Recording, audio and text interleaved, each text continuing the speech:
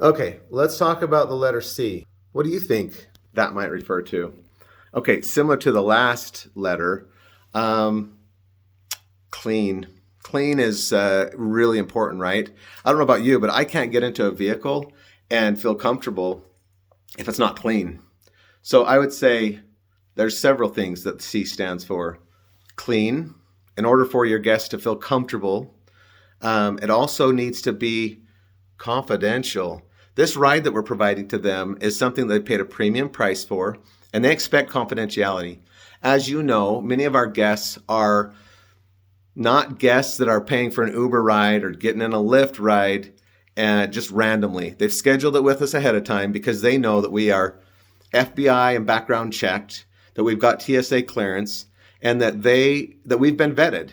So they expect a professional to drive them, and they expect that type of service. So confidentiality of our guests' information and who we're driving and when and where we're going, it's 100% proprietary information, should not be shared. And of course, we should never do the obvious thing like there's certain things that we shouldn't have to say, but let's just say them anyway so that there's no confusion.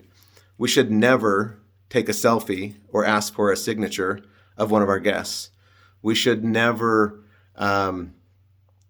share any information about them to anybody else, especially not when they're in town, when they're coming to town, etc. We should never post anything on social media. That's not the way this business is done. And it's the quickest way for us to lose a customer and to get ourselves in trouble with our affiliates. And not only that, but a lot of times it means that you can't drive for us anymore, and we'd hate for that to happen, right? So C for me, confidentiality, cleanliness, comfortable. The customer needs to be comfortable, right? And there's actually a couple things I got to look at my notes here. Oh, I want to talk about crews. Our crews kept the lights on for us during the pandemic, and so we're very appreciative of them. Everybody needs to take their turn with crews. I just hauled a crew this morning. It's still dark outside, as a matter of fact.